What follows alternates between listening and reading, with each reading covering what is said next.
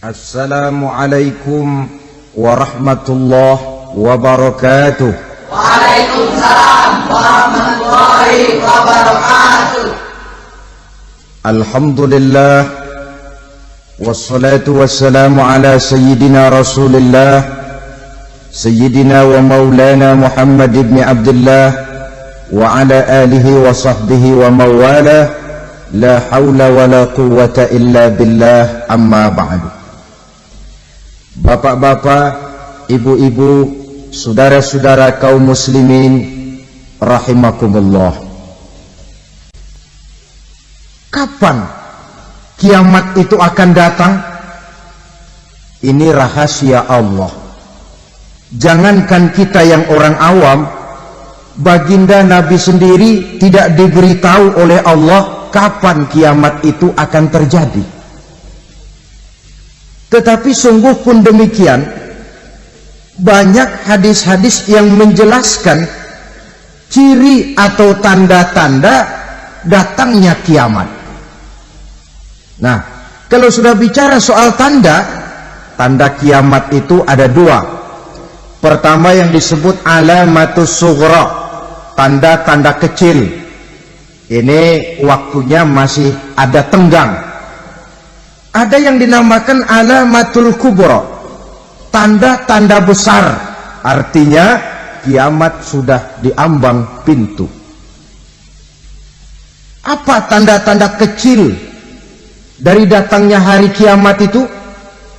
Misalnya kata Nabi, apabila ilmu sudah diangkat oleh Allah, artinya apabila ulama sudah banyak wafat, minat orang belajar agama berkurang, lalu kebodohan nampak merajalela di mana-mana, zina dikerjakan secara terbuka, minuman-minuman keras jadi kebanggaan, itu termasuk di antara tanda-tanda kecil terjadinya hari kiamat. Apalagi misalnya iza waladatil ammatu rabbataha, apabila budak sudah melahirkan tuan. Apa maksudnya? Ada yang mentafsirkan apabila anak sudah bisa membudaki orang tuanya. Orang tua yang melahirkan dia, yang membesarkan dia, demi setelah si anak besar jadi orang berpangkat, bertitel, berharta, berkedudukan, jadilah orang tua itu budaknya. Sehingga sering dibilang kalau orang tua kaya, anak jadi raja. Tapi kalau anak yang kaya, orang tua sering jadi budak. Apalagi munculnya fitnah yang bergelombang, timbul perang antara dua bangsa yang besar, waktu berjalan terasa sangat pendek sekali. Itu merupakan tanda di antara tanda-tanda kiamat. Termasuk di dalamnya sulit membedakan mana laki, mana perempuan. Kan kalau tanda-tanda kayak begini sekarang sudah banyak kita lihat kan? Ulama banyak wafat, penggantinya sulit. Zina dikerjakan berterang-terangan, minuman keras jadi kebanggaan, banyak anak membudaki orang tuanya, sulit membedakan mana laki mana perempuan. Kadang-kadang dari belakang kita lihat perempuan bener, begitu kita colek nengok jenggotan.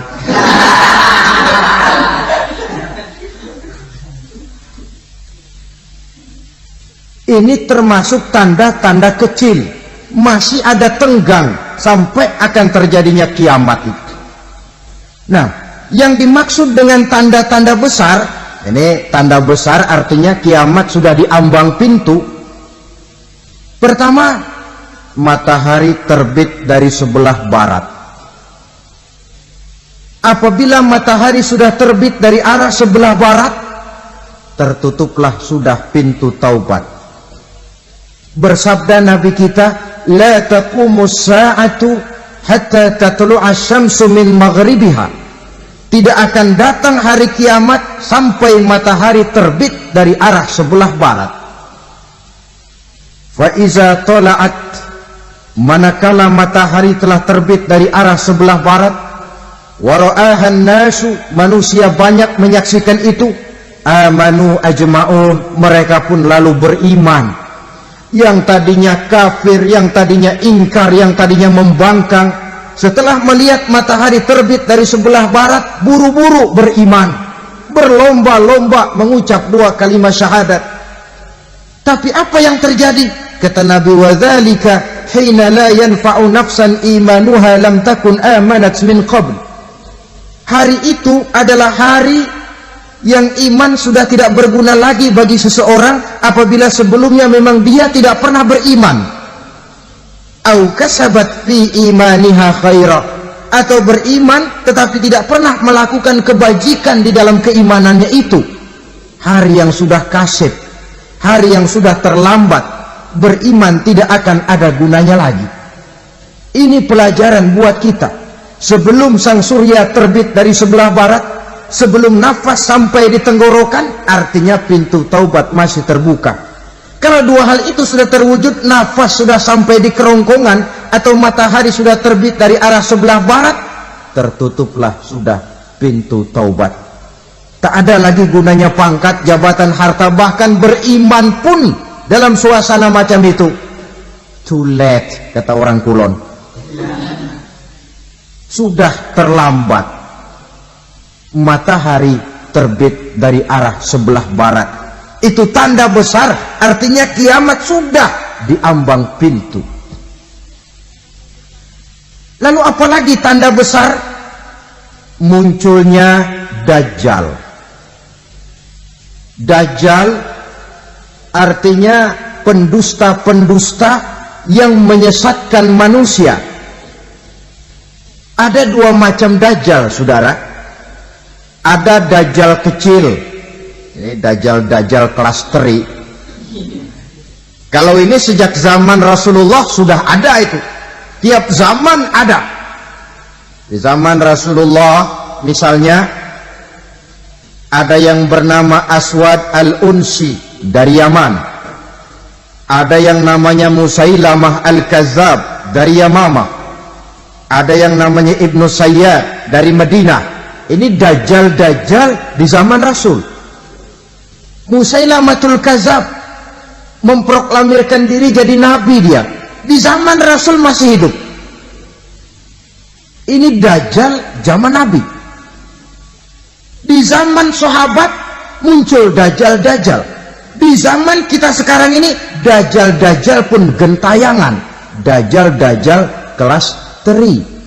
Kerjanya mendustakan manusia, menyesatkan manusia, memalingkan manusia dari jalan yang benar dan diridhoi oleh Allah Subhanahu wa ta'ala. Adapun yang merupakan tanda besar dari datangnya kiamat, Dajjal kelas kakap, pembohong besar yang menyesatkan masyarakat manusia berpaling dari jalan Allah mengikuti jalan mereka. Apa sih ciri Dajjal itu? Kata Nabi dalam hadis Bukhari Muslim, Innad Dajjala, sesungguhnya yang namanya Dajjal itu yakhruju, satu saat akan muncul mendekati hari kiamat. Wa inna ma'ahu ma'an, si Dajjal ini membawa air, wa naran, dan juga membawa api. 2 simbol. Di tangan yang satu dia bawa air, di tangan yang satu dia bawa api. Wa ammal ladzi yarahu an-nasu ma'an fanarun, adapun yang orang banyak lihat air, hakikatnya adalah api. Yang dilihat api, hakikatnya adalah air. Oleh sebab itu, kalau api yang ditawarkan, ambillah air. Kalau air yang ditawarkan, pilihlah api. Maksudnya apa ini? Ini bahasa simbol, saudara-saudara. Dajjal bicaranya seolah-olah untuk kepentingan manusia, menawarkan surga. Surga yang dia tawarkan hakikatnya neraka. Hai manusia, kalau kau mau bahagia, jangan dekat-dekat dengan agama. Sholat itu tidak efektif dan efisien, tidak produktif dari segi ekonomi itu. Menghadiri majelis taklim cuma buang-buang waktu. Tahajud, tasbih, tahlil, baca Quran, apa itu? Pekerjaan mubazir saja. Hidup ini cuma sekali, masa yang cuma sekali, manfaatkan dengan sebaik-baiknya. Mumpung, dibawanya sifat mumpung tetapi dalam pengertian yang sangat negatif. Bicaranya seolah-olah untuk kepentingan manusia, tetapi sebenarnya menjerumuskan manusia. Menawarkan air tapi sebenarnya api, menawarkan api tapi hakikatnya air. Buat apa kamu sholat? Buat apa kamu bayar zakat? Buat apa kamu puasa? Surga yang dicanangkan Dajjal hakikatnya neraka. Neraka yang digambarkan Dajjal pada dasarnya adalah surga. Jadi memutarbalikkan fakta itu kerjaan Dajjal.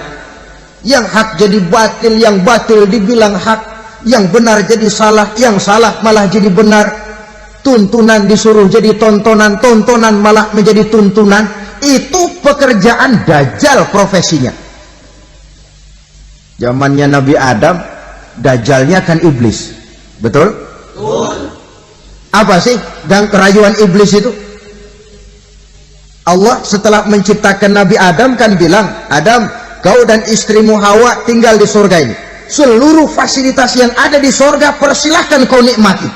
Satu yang tidak boleh, jangan coba-coba dekati pohon khuldi. Dekat saja jangan, apalagi sampai memetiknya. Datang Dajjal yang namanya iblis ini. Adam, kamu tahu nggak kenapa tidak boleh makan buah khuldi? Ya nggak tahu, pokoknya saya dilarang. Bodoh kamu, Dam. Khuldun artinya kekal. Kalau kamu makan itu buah, kau akan kekal di surga buat selamanya. Allah tidak kepengen, maka dilarang kamu makan buah khuldi.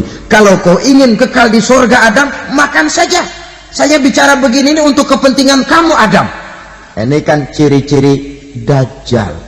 Bicaranya sih seolah-olah untuk kepentingan Nabi Adam, hakikat sebenarnya menjerumuskan Nabi Adam supaya ingkar dan melanggar larangan dari Allah Subhanahu wa ta'ala. Jadi setelah muncul Dajjal, timbul kekacauan-kekacauan di masyarakat. Banyak yang terpengaruh, terpedaya dan terpesona. Termasuk mereka yang memproklamirkan diri jadi nabi, mereka yang memproklamirkan diri jadi rasul di zaman sesudah Rasulullah wafat. Itu adalah Dajjal-Dajjal. Maka saya ingatkan, kalau di zaman kita sekarang ini ada orang ngaku jadi nabi, ada orang ngaku jadi rasul, biar bahasa Arabnya kental, Quran hafal, hadis ribuan hadis hafal, biar pakai serban sampai menyengser ke tanah, bahasa Arabnya fasih, tapi dia mengaku jadi nabi, jadi rasul, kita umat Islam wajib tidak percaya. Wajib untuk tidak percaya. Itulah Dajjal-Dajjal zaman kita sekarang ini. Tidak mustahil mereka datang mempengaruhi orang-orang awam supaya berpaling dari Rasulullah, mengikuti mereka. Nah, di akhir zaman nanti, mendekati hari kiamat, Dajjal ini muncul. Dajjal kelas kakap, menyesatkan masyarakat manusia untuk berpaling dari Islam, mengikuti seruan mereka.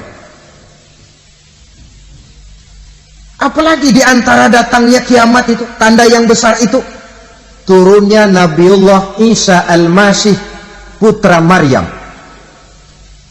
Menurut berbagai hadis yang sahih, Nabi Isa Al-Masih nanti akan turun lagi. Tidak membawa risalah yang baru, tapi meluruskan risalah Islam ini yang telah banyak ditinggalkan oleh masyarakat. Bahkan ada hadis menjelaskan beliau akan membunuh Nabi, mematahkan kayu-kayu salib, lalu melaksanakan haji dan umrah mengikuti syariat Nabi Muhammad, bukan membawa agama baru.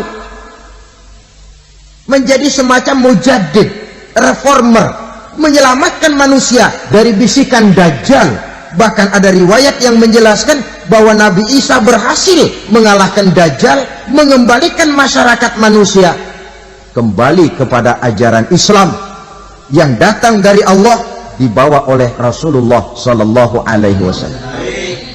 Dengan kata lain, turunnya Nabi Isa bukan sebagai Nabi dan Rasul baru, tetapi mengikuti syariat Nabi kita Muhammad sallallahu alaihi wasallam.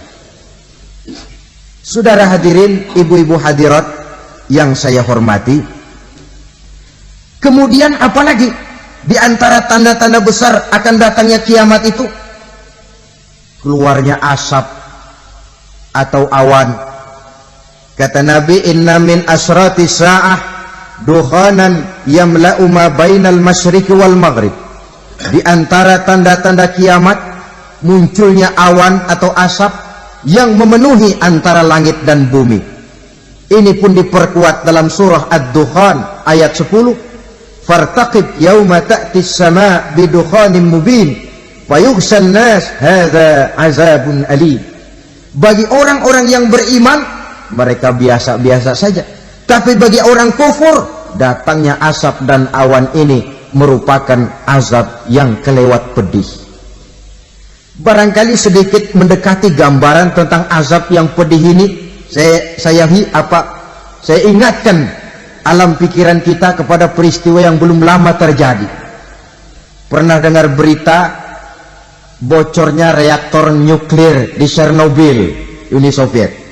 Pernah dengar? Bocornya reaktor nuklir di Chernobyl yang mengakibatkan ratusan bahkan sangat mungkin ribuan nyawa. Cuma satu reaktor. Bagaimana kalau seluruh cadangan nuklir yang dimiliki oleh para negara adikuasa ini diledakkan? Bahkan yang konon menurut catatan, cadangan nuklir yang dimiliki bersama oleh Amerika dan Rusia sekarang ini sudah sanggup memusnahkan 6 miliar manusia. 1,5 kali lebih banyak dari jumlah manusia yang nongkrong di permukaan bumi ini. Saudara-saudara hadirin yang saya hormati, lalu saat mendekati hari kiamat, apalagi tandanya? Setelah Nabi Isa wafat, pada saat turunnya yang kedua kali, lalu Allah meniupkan angin sejuk. Semua orang-orang beriman, orang-orang baik wafat, sehingga penghuni bumi ini cuma tinggal lagi terdiri dari orang-orang kafir. Tidak ada lagi di bumi ini yang bisa mengucapkan Allah. Sehingga dalam hadis qudsi itu ada keterangan, innallaha azza wa jalla yaqulu li Israfil. Allah pernah pesan kepada malaikat Israfil, kata Allah, Israfil, iza sami'ta qailan yaqul Allah Allah fa akhirin nafah 40 sanatan ikraman liqailiha. Hai Israfil, apabila kau dengar di permukaan bumi masih banyak orang yang mengucapkan Allah Allah, maka tunda sangkakala kiamat itu 40 tahun. Untuk apa? Ikraman liqailiha, menghormati orang yang mengucapkan Allah Allah itu. Wah, jadi karena sekarang masih banyak yang mengucapkan Allah, besar hatilah kita, masih jauh kiamat itu. Tapi jangan lupa, kiamat pribadi, kiamat kecil itu yang nggak kita sangka-sangka. Ajal datang mencabut nyawa, itu kiamat pribadi, dan itu yang pasti kita hadapi, dan itu yang membuat kita tidak boleh bersikap main-main di dalam kehidupan sekarang ini. Saudara hadirin yang saya hormati, tidak ada lagi orang-orang muslim. Seluruh penduduk dunia ini kafir. Lalu terciptalah struktur sosial yang berlandaskan prinsip hidup semau gue. Bakal terjadilah prinsip di mana yang kaya menyantap yang miskin, yang kuat menindas yang lemah. Hidup sudah bagaikan di rimba belantara, berlaku hukum rimba, siapa yang kuat dia yang menang, siapa yang lemah menjadi mangsa. Timbul kekacauan, maksiat merajalela, munkarat menjadi-jadi, sehingga isi bumi ini penuh dengan segala macam perbuatan dosa. Tidak ada perlunya lagi alam diperpanjang temponya. Datang saat yang sudah dijanjikan oleh Allah Azza wa Jalla, maka terjadilah yang disebut kiamat kubra, kiamat besar, kiamat hancur-hancuran. Bagaimana kejadian ini dimulai? Dalam surah Az-Zumar ayat 68, Allah Subhanahu wa taala berfirman, "Wa nufikha fis-suri fasa'iqa man fis samawati wa man fil ardi illa man syaa Allah." Maka manakala ditiuplah sangkakala, terkejutlah seluruh yang ada di langit dan seluruh yang ada di bumi. Bila saat kiamat datang, Allah perintah malaikat Israfil, "Israfil, tiup sangkakalamu." Ditiuplah sangkakala oleh malaikat Israfil. Yang akibat daripada tiupan itu, seluruh yang ada di langit, seluruh yang ada di permukaan bumi terkejut. Yang ada di langit siapa? Malaikat kan. Bayangin aja kalau malaikat kaget, apalagi kita.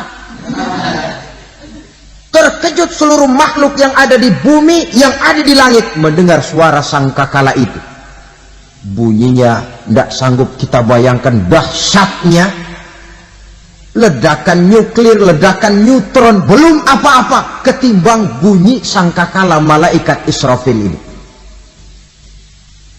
Nah, lalu mendengar bunyi sangkakala ini, gemparlah makhluk, kacaulah alam. Bumi gempa, planet-planet bertabrakan, gunung meletus, air laut tumpah ke darat, angin topan bertiup, halilintar menyambar. Lalu semua yang bernama hidup mati total. Mati bareng tanpa persiapan. La haula wala quwata illa billah. Saya kadang-kadang dalam tafakur bermohon, ya Allah, mudah-mudahan saya nggak nemuin kiamat beneran. Ngeri, nggak bisa kita bayangkan macam apa suasana seperti itu. Allah saja banyak memberikan gambaran, misalnya Al-Qari'ah, wa mal qari'ah, wa ma adraka mal qari'ah. Kejadian yang menggemparkan. Tahukah kamu apa kejadian yang menggemparkan itu? Yauma yakunun nasu kal farasil mabsus wa takunul jibalu kal ihnil manfus. Pada saat itu manusia berterbangan bagai kupu-kupu, gunung berterbangan seperti kapas ditiup angin. Gunung saja macam kapas, konon lagi manusia. Kematian total, mulai semut sampai gajah mati, jin mati, iblis mati, malaikat mati. Malaikat saja mati. Saudara hadirin yang saya hormati, kematian total yang tanpa persiapan. Orang bilang, Pak, kalau mati bareng begitu yang repot malaikat maut dong ya. Cabut sana, cabut sini. Itu kalau menurut logika kita, mestinya begitu menurut logika. Tapi logika juga yang bilang nggak perlu serepot itu. Sebab untuk mematikan listrik di wilayah DKI, di wilayah Jakarta, nggak perlu tiap rumah didatengin matiin ya lama. Cukup dari kantor pusatnya saja PLN tekan satu tombol, gelaplah seluruh Jakarta. Saudara hadirin yang saya hormati, kematian total. Lalu setelah kematian total, planet-planet juga mati, dalam arti tidak bergerak dan beredar. Angin mati, dalam arti tidak bertiup. Air mati, dalam arti tidak ada riak gelombang. Pokoknya semua mati. Kullu nafsin za'iqatul maut, semua yang bernafas mati. Dalam ayat lain, kullu man 'alaiha fan, semua yang ada di permukaan bumi fana. Yang kekal cuma Allah Subhanahu wa ta'ala. Yang paling belakang mati malaikat maut dan malaikat Israfil. Tapi mati juga sesuai dengan janji Allah. Menurut hadis Bukhari Muslim dari Abi Hurairah, masa tenggang waktu antara kematian total pada tiupan sangkakala pertama dengan proses kebangkitan pada tiupan sangkakala kedua 40 lamanya. Tidak dijelaskan oleh Abi Hurairah 40 jam, apa 40 hari, apa 40 tahun. Hadis-hadis cuma menyebutkan 40 saja. Sunyi alam yang tinggal cuma Allah saja lagi. Ketika itu Allah berseru-seru, katanya, limanil mulkul yauma, siapa para penguasa hari ini? Mana itu raja-raja dan penguasa yang dulu mengaku jadi Tuhan? Fir'aun, mana Fir'aun sekarang? Yang dulu jadi raja, merasa berhasil, sombong, lalu tidak mau turun-turun dari kekuasaannya, sampai kepada puncak kekurang ajarannya mengangkat diri jadi Tuhan. Mana itu Fir'aun? Namrus, mana sekarang Namrus? La ilaha illa ana, ternyata tidak ada Tuhan lain selain daripada aku, kata Allah. Proses kemudian, saudara-saudara, turunlah hujan dari langit. 40 lamanya hujan itu, tidak jelas juga 40 jam apa 40 hari. Setelah air turun membasahi, datanglah tiupan sangkakala yang kedua. Semua yang bernama mati bangkit dari kuburnya masing-masing. Ini yang disebut Yaumul Ba'tsi, hari kebangkitan. Allahu Akbar. Pada saat kita bangkit dari kubur kita masing-masing, kumpul di padang mahsyar namanya. Bayangin aja, saya sendiri nggak sanggup bayangin. Manusia sejak zaman Adam sampai zaman kiamat kumpul bareng di tempat sama. Berapa banyaknya itu?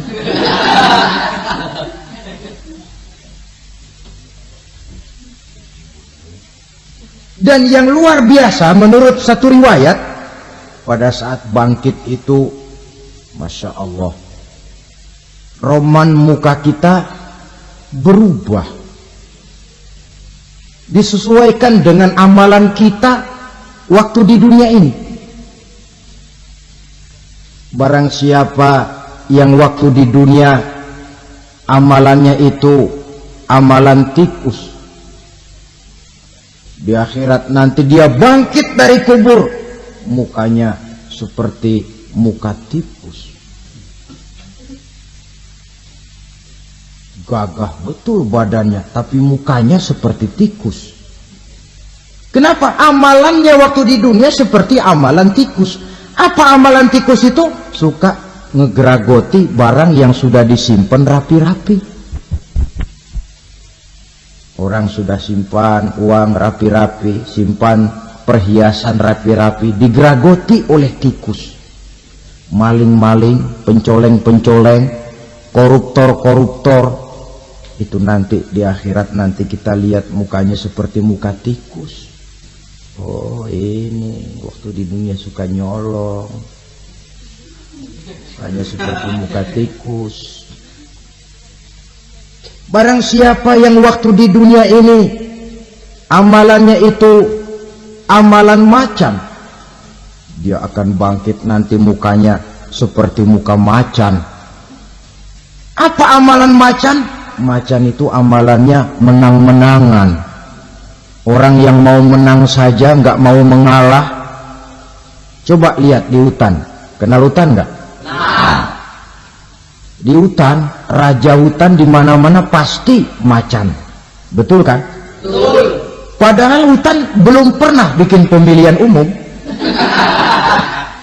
Tapi macan tidak peduli ada pemilihan umum apa tidak, pokok saya raja. Sebab apa? Macan jadi raja itu bukan karena benar, tapi karena kuat jadi raja.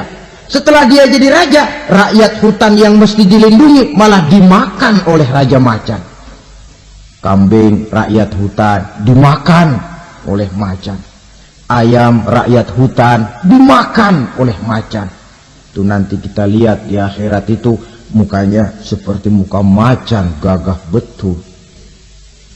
Lalu barang siapa yang di dunia ini amalannya itu seperti amalan anjing, nanti dia punya muka seperti muka anjing.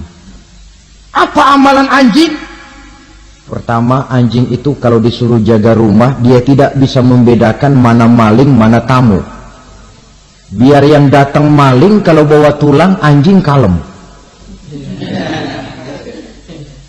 Yang kedua, anjing itu akan setia kepada siapa saja yang memberinya roti. Siapa yang memberinya roti, itulah majikannya. Apa kata majikannya, pasti dia laksanakan. Soal benar atau salah, dia tidak peduli. Setelah anjing dapat roti, dia tidak punya pilihan lain kecuali bilang, abdi mah kumaha juragan wae ayeuna mah.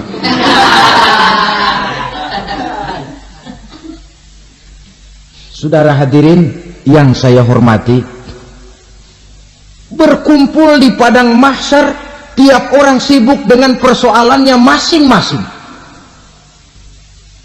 Matahari waktu itu didekatkan oleh Allah, panas luar biasa.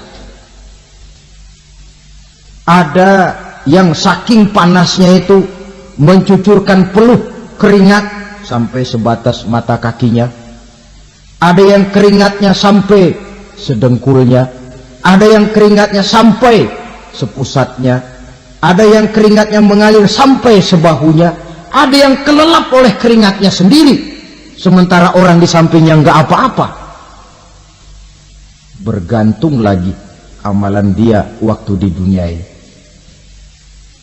Saudara-saudara, sebagian orang dalam kepanikan padang mahsyar berombong-rombong datang mereka menghadap Nabi Adam. Ya Adam, anta abal bashar. Hai Adam, Tuhan adalah bapak moyang manusia. Kami sebentar lagi akan disidang, dimintakan pertanggungan jawab. Tolonglah kami, hai Adam. Kata Nabi Adam, jangankan nolongin sampean, saya sendiri tanggung jawab di hadapan Allah. Ketika dulu tidak boleh makan khuldi, saya serobot. Sudahlah, urus diri masing-masing saja, nafsi. Begitu kata Nabi Nuh, begitu kata Nabi Ibrahim. Tiap orang bertanggung jawab sendiri-sendiri. Ketika itulah saudara-saudara, nikmatnya menjadi umat Nabi besar Muhammad sallallahu alaihi wasallam. Sebab apa? Walaupun menurut abjad kita ini umat paling belakang, kan paling belakang kita ini toh, karena Nabi Muhammad adalah nabi akhir, tapi akan dihisab lebih dulu, lewat di atas sirat lebih dulu, masuk surga lebih dahulu ketimbang umat-umat belakangan. Ketika Rasul mendekati ajal, beliau tanyakan itu kepada malaikat Jibril. Malaikat Jibril berkata, Muhammad jangan khawatir, Allah sudah berjanji, inni haramtul jannata ala sairil anbiya hatta tadkhulaha anta wa haramtuha ala sairil umami hatta tadkhulaha ummatuka. Surga aku haramkan buat seluruh nabi kecuali kalau engkau Muhammad sudah masuk ke dalamnya, dan surga aku haramkan buat seluruh umat kecuali kalau umatmu Muhammad sudah masuk ke dalamnya. Logikanya, walaupun menurut abjad kita umat paling belakang, bakal dihisab paling dulu, lewat di atas sirat paling dulu, masuk surga paling dulu, kalau mampir ke neraka juga paling dulu. Ya resiko, jangan mau enaknya aja paling dulu. Saudara hadirin yang saya hormati,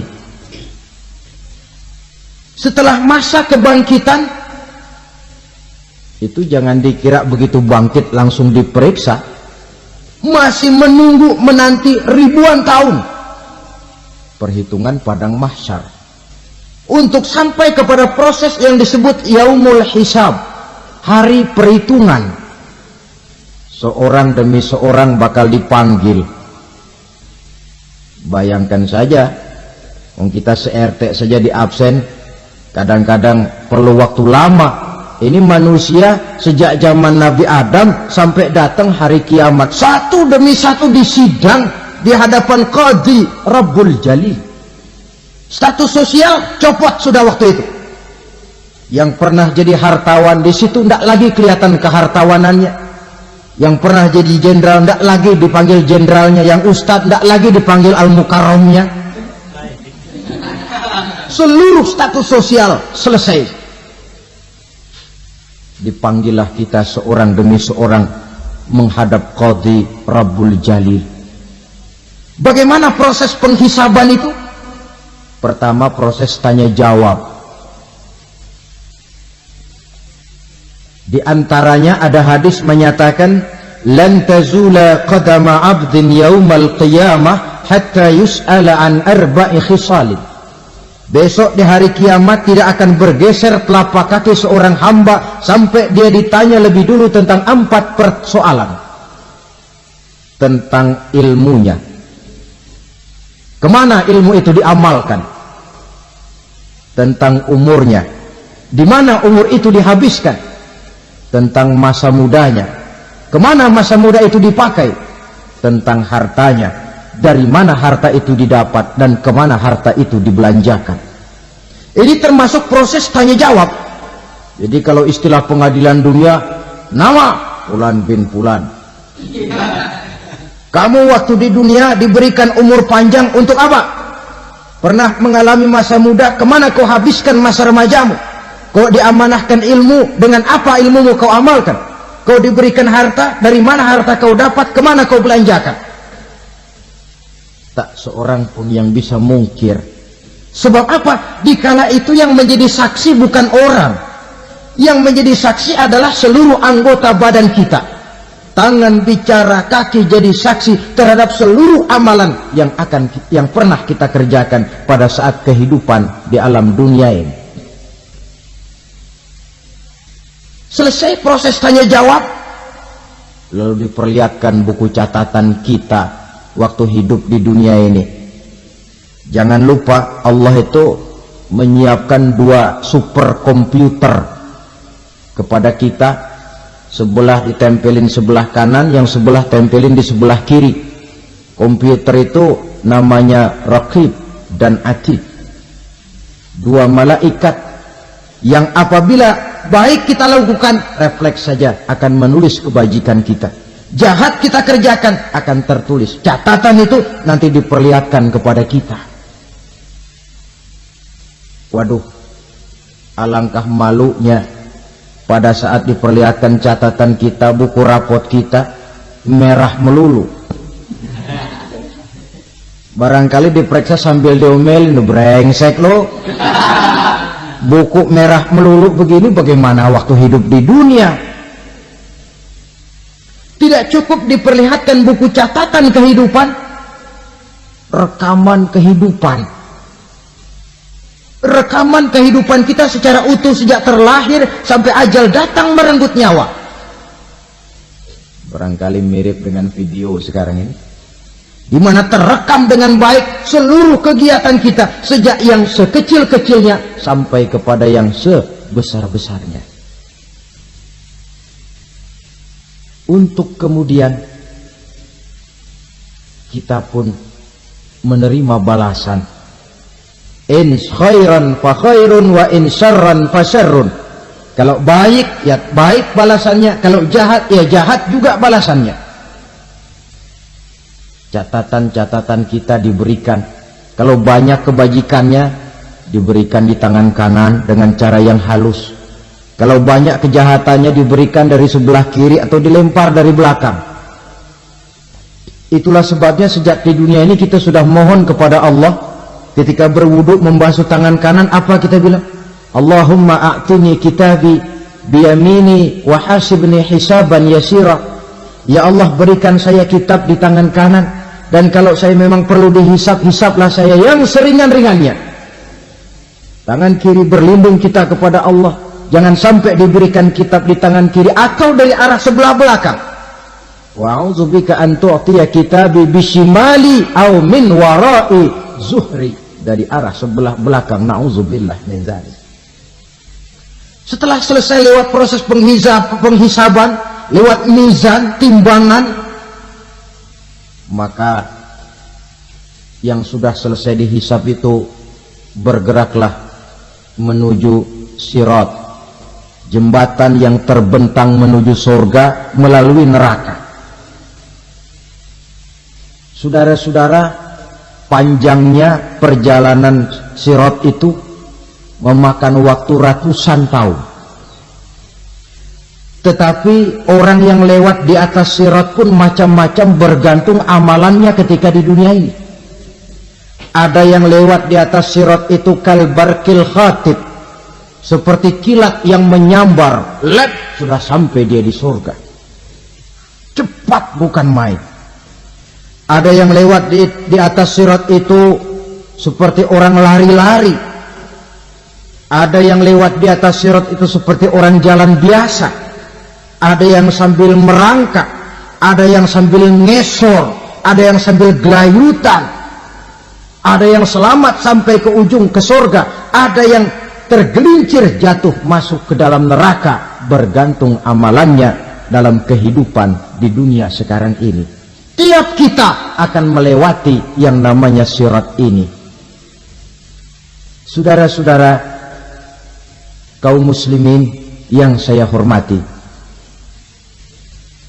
dengan demikian mereka yang selamat melalui sirat sampai ke terminal akhir surga, mereka yang ketika dihisab ternyata banyak kejahatannya daripada kebaikannya, mereka singgah di dalam neraka.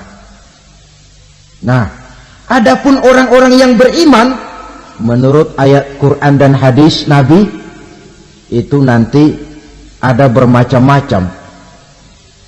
Ada orang beriman itu yang dimasukkan surga. Ada orang beriman itu yang dimasukkan ke dalam surga. Ada orang beriman itu yang disebut penduduk surga.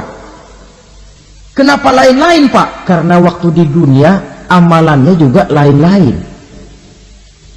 Ada orang beriman yang masuk surga. Ini paling murah tiketnya. Mau masuk surga? Kata Nabi begini, ma min abdin qala la ilaha illallah thumma mata ala dhalik illa dakhalal jannah. Kalau seorang hamba sudah mengucap dua kalimat syahadat, dia yakin dengan kebenaran kalimat itu sampai matinya, orang itu akan masuk surga. Abi Dzar yang waktu itu diajak bicara heran, ya Rasul kok gampang betul? Iya, walaupun orang itu mencuri, iya, walaupun orang itu berzina, iya, biar dia mencuri, biar dia berzina, kalau dia sudah mengucap dua kalimat syahadat, dia yakin dengan kebenaran kalimat itu sampai matinya, itu orang akan masuk surga. Jadi masuk surga cukup dua kalimat syahadat, yakin sampai mati, masuk surga. Itu perkara masuk. Tapi kalau pertanyaannya diterusin, masuknya kapan, Pak? Nah, ini lain lagi urusannya. Sebab ada yang masuknya itu langsung, ada yang mampir dulu. Di sana tempat cuma dua, kalau tidak surga, neraka. Mau ke surga, tapi mampir dulu. Yang mampirnya jelas di neraka.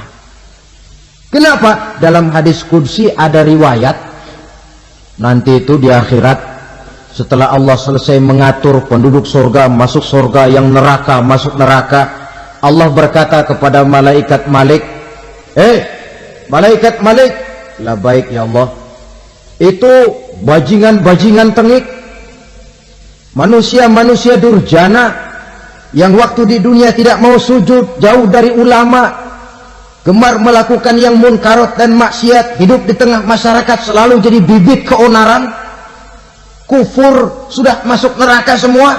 Sudah ya Allah. Nah, kalau sudah, coba sekarang kamu masuk, Malik. Saya, iya, masuk neraka. Mau apa ya Allah? Kata Allah, akhriju minan nar man kana fi qalbihi misqala habatin min khardalin min iman. Kau masuk neraka, cari di dalam neraka orang-orang yang ada imannya walaupun kecil sebesar biji zarah, angkat mereka keluar. Masuk malaikat Malik ke neraka. Cari orang yang ada imannya, korek-korek. Ya repot, udah pada gosong. Yang ada imannya diangkat ke atas, yang ada imannya diangkat ke atas. Lalu dimandikan di Nahrul Hayat, namanya sungai kehidupan di akhirat nanti. Cakep lagi rupanya, bersih lagi wajahnya, apel di hadapan Allah. Kata Allah, bagaimana mas? Kapok nggak sampean? Kapok ya Allah. Nah, kalau kapok, idhab fadkhulil jannah, pergi masuk surga sana. Berangkat mereka ke surga, ketemu sama teman-temannya yang udah sampai lebih dulu, yang nggak pakai mampir lagi. Terjadi dialog. Kata teman-temannya yang udah pada nyampe duluan, mas, iya, emang baru sampai? Oh, saya baru sampai. Memang mampir di mana dulu mas? Kita sudah lama sampai di surga. Saudara buka surah Al-Muddatsir ayat 34-35. Ma salakakum fis saqar? Kenapa kamu mampir di neraka Saqar? Qalu lam nakum minal musallin. Mereka menjawab, kami mampir di neraka Saqar mas, gara-gara dulunya kami waktu di dunia tidak pernah sholat. Tidak pernah sholat? Tidak pernah. Kan rumahnya dekat masjid, cuma dekat doang mas. Sholat mah enggak saya. Enggak pernah ngasih makan fakir miskin, enggak pernah hadir di majelis taklim, pendeknya enggak pernah melakukan kebajikan. Maka saya pun mampir di neraka Saqar. Untung betul saya punya iman mas, sedikit. Waktu hidup di dunia dulu saya pernah mengucap 2 kalimat syahadat. Sekali-kalinya waktu mau kawin. Masya Allah. Untung saja kawin, kalau nggak kawin polos.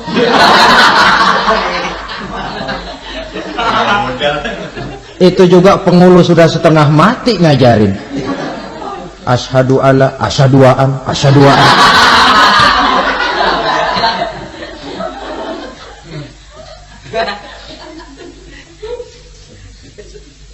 Ini namanya masuk surga, ada mampir dulu. Ada pula orang mukmin itu yang dimasukkan surga. Namanya dimasukkan kan terima beres. Saya masuk ke rumah, jalan sendiri, cari tempat sendiri. Saya dimasukkan ke dalam rumah, terima beres, pokok ada di dalam, itu dimasukkan namanya. Nggak pakai mampir. Tapi tentu tiketnya lebih mahal ketimbang yang pertama tadi. Apa kata Allah? Innal ladzina amanu wa amilus shalihat la ukaffiranna anhum sayyi'atihim wa la udkhilannahum jannah. Sesungguhnya orang-orang yang beriman kemudian beramal soleh, kami hapuskan segala dosa dan kesalahannya, kami masukkan mereka ke dalam surga. Lihat ayatnya, Allah yang memasukkan, kita yang dimasukkan. Tidak pakai transit, tidak usah mampir. Cuma tidak cukup syahadat, tidak cukup amanu, tapi diiringi dengan wa amilus shalih. Iman, amal. Tidak cukup syahadat, lalu dibuktikan dia sholat, dia zakat, puasa, lalu dia melakukan berbagai macam kebajikan. Ini yang menyebabkan dia tidak pakai mampir di tempat yang bernama Saqar. Lalu ada pula orang mukmin itu yang disebut penduduk surga. Wah, ini sudah VIP ini. Ashabul jannah, penduduk surga. Siapa mereka? Kata Allah, innal ladzina amanu summa istaqamu fala khaufun 'alaihim wa la hum yahzanun ulaika ashabul jannah hum fiha khalidun. Sesungguhnya orang-orang yang beriman lalu istiqamah, tetap dalam melaksanakan perintah Allah, tidak goyah, tidak labil tapi stabil, istiqamah, mereka tidak takut dan tidak bersedih hati. Merekalah penduduk surga. Iman, istiqamah. Tidak punya duit sembahyang, banyak duit sembahyang, miskin sembahyang, kaya tetap sembahyang, istiqamah. Kadang orang kalau susah rajin ke masjid, banyak duitnya ngelihat masjid melengos. Itu yang dibilang waktu miskin hamba Allah, setelah kaya jadi hamba harta. Bergeser, tidak ada nilai istiqomahnya. Saudara-saudara, dengan begitu penduduk neraka itu dua. Ada penduduk permanen, ada penduduk yang semi permanen. Yang semi permanen orang-orang beriman yang mempunyai dosa besar. Mereka masuk ke neraka untuk menerima azab sesuai dengan dosanya. Bila selesai masa azab itu, mereka akan diangkat untuk ditempatkan kembali ke dalam surganya Allah Subhanahu wa ta'ala. Nah, dikala itulah saudara-saudara, ada yang disebut syafaat dari Rasulullah Sallallahu Alaihi Wasallam. Tapi tentu jangan lupa, syafaat ini ibarat kain menambal dia. Kita punya kain bolong-bolong sedikit, syafaat yang menambal. Sholat kita ada kurang dikit, sedekah kita ada campur riak dikit, amalan kita ada tidak karena Allah dikit, kita berharap syafaat. Jadi biarlah kain masih bolong-bolong, yang penting punya kain. Tapi kalau kainnya tidak ada, yang ditambal apanya? Sholat tidak, puasa tidak, zakat tidak, berharap syafaat saja, ya, terlalu berlebihan itu. Saudara hadirin yang saya hormati, apabila selesai proses penghisaban, proses penghitungan, maka dikala itulah manusia terbagi dalam dua kelompok besar. Fariqun fil jannah wa fariqun fis sa'ir. Sekelompok orang-orang beruntung yang masuk ke dalam surga, dan sekelompok lagi masuk ke dalam neraka. Akan memakan waktu untuk menceritakan sifat surga dan neraka, tapi insya Allah pada kesempatan pertemuan lain saya sampaikan. Namun sebagai gambaran umum cukuplah saya sampaikan sebuah hadis qudsi. Allah jelaskan, a'dadtu li'ibadiyas salihin ma la aynun ra'at wa la uzunun sami'at wa la khatara fi qalbil bashar. Aku sediakan buat hamba-hambaku yang soleh, yang tidak pernah terlihat oleh mata, tidak pernah terdengar oleh telinga, dan belum pernah terdetik dalam hati manusia. Jadi kenikmatan surga belum pernah dilihat mata, belum pernah didengar telinga, belum pernah terdetik dalam hati. Pedihnya azab neraka belum pernah terlihat mata, belum pernah terdengar telinga, belum pernah terdetik dalam hati. Saudara hadirin yang saya hormati, oleh karena itu sebagai uraian akhir daripada kiamat ini, marilah sama-sama kita memanfaatkan hidup dengan sebaik-baiknya, supaya jangan timbul penyesalan di hari kemudian nanti. Mudah-mudahan kita seluruhnya diselamatkan Allah dari azab neraka dan mendapat surga dan ridhonya. Sekian dan demikianlah pertemuan kita kali ini. Terima kasih banyak atas segala perhatian. Mohon maaf atas segala kekurangan. Usikum wa nafsi bitaqwallah. Wassalamualaikum warahmatullahi wabarakatuh. Waalaikumsalam warahmatullahi wabarakatuh.